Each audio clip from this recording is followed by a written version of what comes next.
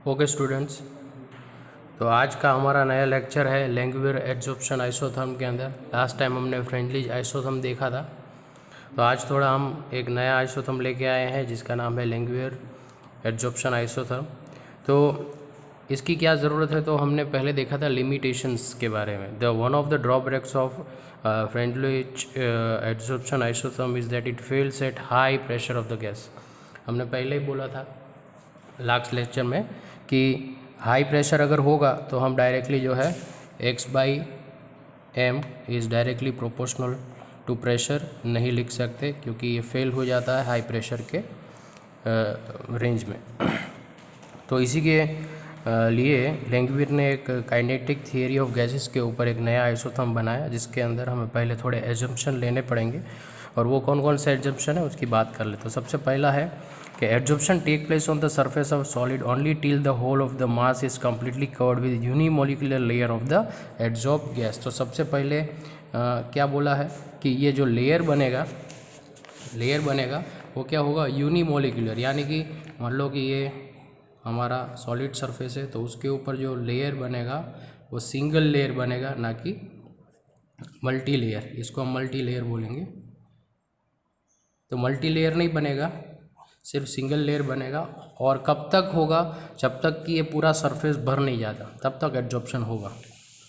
फिर adsorption consist of to opposing process, namely condensation of the gas molecule on the solid surface and evaporation, जिसको हम desorption बोलेंगे, of the gas molecule from the surface back in the gaseous phase. इसके लिए एक example ले लेते हैं। मान लो कि ये हमारा कंटेनर है। कंटेनर के अंदर हमने एक सॉलिड सरफेस लिया है। अब इसके अंदर हमने क्या भरा, गैस भरा। तो ये गैसेस मॉलिक्यूल इसके ऊपर आएंगे और बैठेंगे, तो इसको हम कंडेंसेशन बोलेंगे। और ये जब ये कंडेंस होने के बाद जब वो इस सरफेस छोड़ के वापस चला जाएगा, उसको हम डिसॉर्प्शन यानी कि इवोपरेशन बोलेंगे। तो ये दो प्रोसेसेस हो रही हैं, और ये किसके ऊपर डिपेंड करती है, तो आने वाली गैस किसके ऊपर डिपेंड करेगी कि सरफेस एरिया कितना अवेलेबल है ना। तो हम बोलेंगे कि adsorption is directly proportional to surface area available. कितना सरफेस एरिया अवेलेबल है इसके ऊपर डिपेंड करेगा कि अगर सरफेस एरिया अवेलेबल है तो ये आगे बैठ जाएगा। और डिसॉर्प्शन किसके ऊपर डिपेंड करेगा, इस डायरेक्टली प्रोपोर्शनल कितने गैस मॉलिक्यूल पहले से इसके अंदर बैठे हुए हैं। अगर बहुत ज़्यादा बैठे होंगे तो डिसॉर्प्शन भी उतना ही ज़्यादा तेज़ी से होगा। तो डिसॉर्प्शन जो है सरफेस एरिया कवर्ड, यहाँ पे अवेलेबल बोला था हमने, यहाँ पे हम लिखेंगे कवर्ड विथ गैस पार्टिकल्स। तो डिसॉर्प्शन किसके ऊपर डिपेंड करेगा कि जितने ज़्यादा गैसेस मॉलिक्यूल पहले से आके बैठे होंगे तो उतनी ही तेज़ी से, अगर जितने ज़्यादा होंगे उतनी ज़्यादा जो है डिसॉर्प्शन होगा, जितना कम एड्जॉर्प्शन होगा उतना कम डिसॉर्प्शन होगा। तो यहाँ पे दो चीज़ें हमने बताई कि एड्जॉर्प्शन एंड डिसॉर्प्शन हो रहा है, तो वो किसके ऊपर डिपेंड करेगा। यहाँ पे तीसरा पॉइंट उसी के ऊपर, the rate of condensation depend on the uncovered bare surface of an adsorbent available for condensation. The condensation की रेट किसके ऊपर डिपेंड करेगी कि भाई कितना सरफेस एरिया अवेलेबल है, खाली है। Naturally at start when the whole of the surface is uncovered the rate of condensation is very high. मतलब इनिशियल स्टेट में जब कोई गैस वहाँ पे नहीं बैठा होगा तो कंडेंसेशन बहुत ही जल्दी होगा, क्योंकि सरफेस एरिया पूरा खाली है। As the surface is covered more and more, the rate of condensation progressively decrease। जैसे जैसे एड्जॉर्प्शन होता जाए यानी कि कंडेंसेशन होता जाएगा, सरफेस कवर होता जाएगा, तो उसकी रेट धीरे धीरे कम होती जाएगी। On the contrary, the rate of evaporation depends on the covered surface and hence is increased as the more of the surface is covered. Ultimately, an equilibrium will be set up at the stage when the rate of condensation become equal to the rate of evaporation। फिर क्या होगा, तो desorption हमने बोला किसके ऊपर depend करेगा कि एरिया कितना कवर्ड हो गया है गैस के ऊपर। तो जैसे जैसे एड्जॉर्प्शन बढ़ता जाएगा तो क्या होगा, सरफेस एरिया कवर्ड होता जाएगा, तो डिसॉर्प्शन भी वैसे ही बढ़ता जाएगा। और एक स्टेज आएगा कि rate of adsorption and desorption दोनों इक्वल हो जाएंगे, है ना।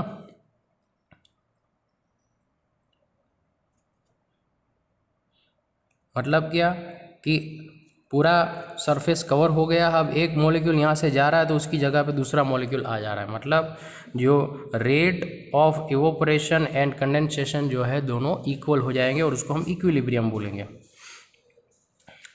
अब rate of condensation also depend on the pressure of the gas since the strike according to kinetic theory of gases the number of gases molecule striking per unit area is proportional to the pressure.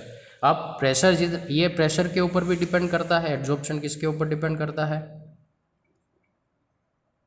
Is directly proportional to pressure. जितना ज़्यादा pressure होगा उतना ही gas molecule जो है solid surface के ऊपर collide होंगे और एड्जॉर्ब होंगे। तो हम यहाँ पे दो चीज़ें बोल सकते हैं। तो यहाँ पे इक्वेशन दी ही गई है कि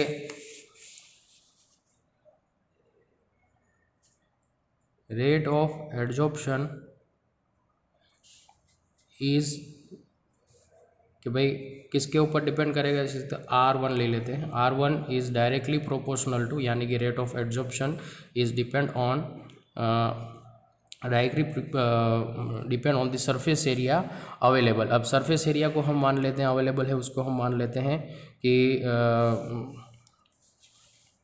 ठीक है, पहले चीज़ क्लियर कर देते हैं। Since the dynamic equilibrium exist between the adsorb molecule and the free gas molecule, it implies that the adsorb molecule also undergo desorption probably due to the thermal agitation. अब जो एड्जॉर्ब हो गए हैं वो जा भी सकते हैं, मतलब जो एड्जॉर्ब गैस है उसका भी डिसॉर्प्शन हो सकता है। When the rate of adsorption equals the rate of desorption, dynamic equilibrium is attend. If the theta is the fraction of the total available surface covered with gas molecule at any instant, then 1 minus theta is the fraction of the surface of the solid which is empty। मतलब theta क्या है कि कितना covered हो गया है, तो अब अगर हमको कितना अवेलेबल हो देखना है तो हम बोलेंगे कि 1 माइनस थीटा। तो एड्जॉर्प्शन किसके ऊपर डिपेंड करेगा, कितना अवेलेबल है, तो हम बोलेंगे कि it is directly proportional to 1 minus theta, कितना अवेलेबल है। और उसी के साथ किसके ऊपर डिपेंड करता है एड्जॉर्प्शन, प्रेशर के ऊपर। तो हम बोलेंगे कि R1 is proportional to directly proportional to 1 minus theta, यानी कि सरफेस अवेलेबल एंड प्रेशर दोनों के ऊपर डिपेंड करता है directly.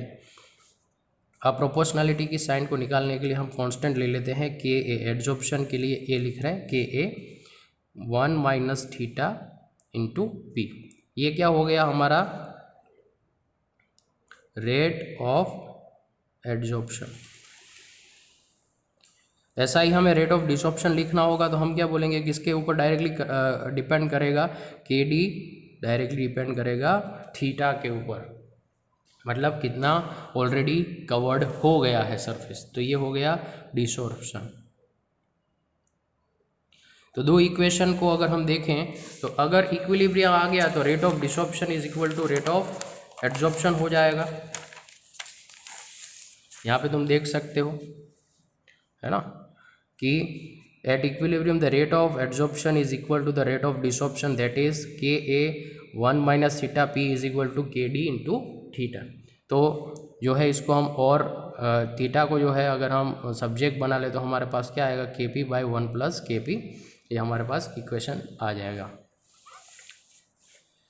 Now extent of the adsorption X by M क्या है, तो हमने पहले भी इसके बारे में डिस्कस किया हुआ है फ्रेंडलीज के अंदर। एक्स बाई एम क्या है, is proportional to the fraction of surface cover. Adsorption जो है किसके ऊपर डायरेक्टली प्रोपोर्शनल होगा to the fraction of surface cover, कितना सरफेस कवर हो गया है।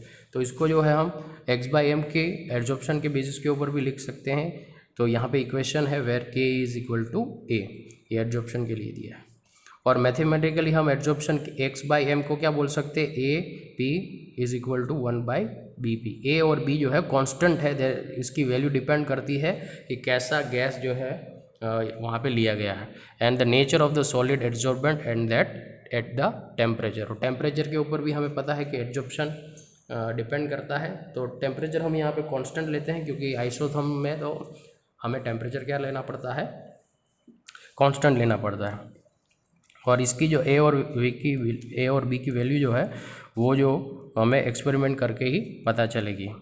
तो दो चीज़ें हमें कंसिडर करनी है, एक एट लो प्रेशर पे क्या होगा और एक हाई प्रेशर पे क्या होगा।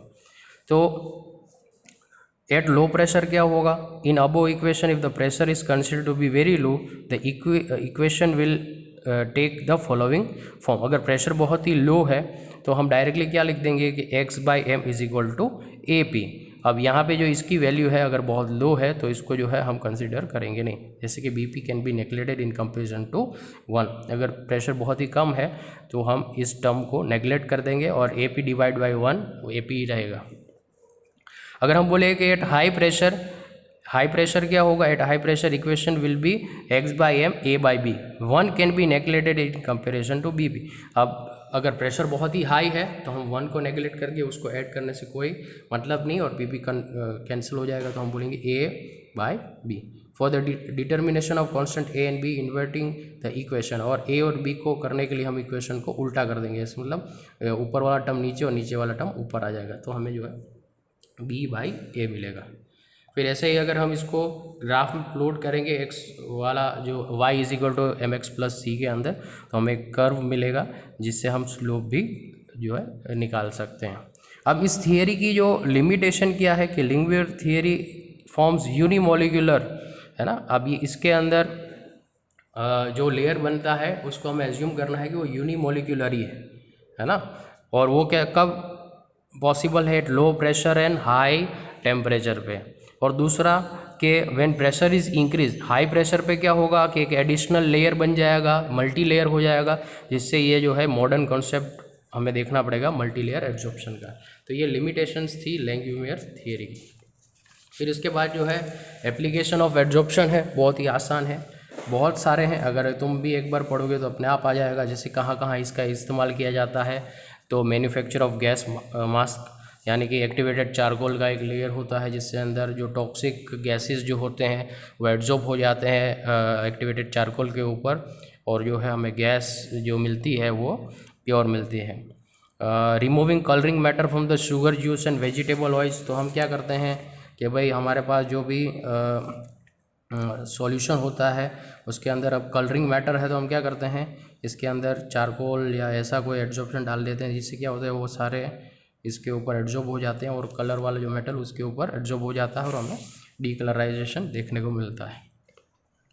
Dehydration and purification of gas, silica gel and alumina are use as a good adsorber for removing moisture and controlling humidity. Silica gel तुमने देखा होगा, खास करके अगर कोई लेदर की चीज़ खरीदते हैं या इलेक्ट्रॉनिक चीज़ें खरीदते हैं तो उसके अंदर छोटी सी सिलिका जेल की जो पैकेट होती है वो क्या करती है कि मॉइस्चर जो भी होता है उसको एब्जॉर्ब कर लेती है, ताकि लेदर की चीज़ें ख़राब ना हो या इलेक्ट्रॉनिक चीज़ें जो है वो ख़राब ना हो मॉइस्चर की वजह से। वैसे बहुत सारी है। फिर एक है creation of high vacuum in laboratory, है ना। Finally divided coconut charcoal absorb all gases creating vacuum as low as 10 to 4 mm। अभी वैक्यूम क्रिएट करने में बहुत ही जो है मदद करते हैं। अगर मान लो कि कोई एक हमारे पास कंटेनर है उसके अंदर हम कोकोनट चारकोल डाल देंगे तो क्या होगा कि जितनी भी गैस थोड़ी बहुत भी अगर इधर उधर घूम रही है तो डायरेक्टली चारकोल के ऊपर बैठ जाएगी और यहाँ पे जो भी गैस होगा वो सारा ख़त्म हो जाएगा, तो जो है हम उससे वैक्यूम क्रिएट कर सकते हैं। फिर क्रोमेटोग्राफी है, क्वांटिटेटिव इनऑर्गेनिक एनालिसिस है, ड्रग्स है, इन सब के अंदर जो है हम इसका इस्तेमाल कर सकते हैं। तो आप एक बार अगर देखोगे तो भी समझ में आ जाएगा। फिर यहाँ पे वही थोड़े से पॉइंट्स दिए गए हैं। The energy of the molecule on the surface of solution is more, the molecules in the solid or liquid experience attraction for all sides, but the molecule on the surface experience attraction from below and at the side, hence the downward force is exerted on the molecule, hence the energy of the molecule on the surface of the solution is more। मतलब जो exact मतलब जो molecules होते हैं surface के ऊपर वो दोनों साइड से प्रेशर महसूस करते हैं। फिर if the activated charcoal is added to the solution of colour dye then after some time the intensity of the colour in the solution decrease. जो अभी अभी हमने तुमको बताया कि कलर्ड मैटर जो है कैसे हम सॉल्यूशन से निकाल सकते हैं, उसी के बारे में बताया है। Use of power containing all small particles very effective in adsorption. अभी हमें पता है adsorption depend on the surface area, the adsorption will be more on charcoal powder than a block. तो ये सारी प्रॉपर्टीज़ हम पहले ही बता चुके हैं। कैटालिस्ट के अंदर भी हमने बताया था कि ब्लॉक लेने से अच्छा है कि हम उसका पाउडर फॉर्म ले ताकि उसका सरफेस एरिया बढ़ जाए और एब्जॉर्प्शन बढ़ जाए। गैस मास्क जो अभी अभी हमने बताया, और यहाँ पे भी iron powder absorb more than iron block. Block की जगह पे हम उसका अगर पाउडर फॉर्म यूज़ करेंगे तो सरफेस एरिया बढ़ जाएगा और ज़्यादा से ज़्यादा जो है एड्जॉर्प्शन होगा। तो यही था एप्लीकेशन और उसके अंदर जो पॉइंट्स थे उसको समझने के लिए।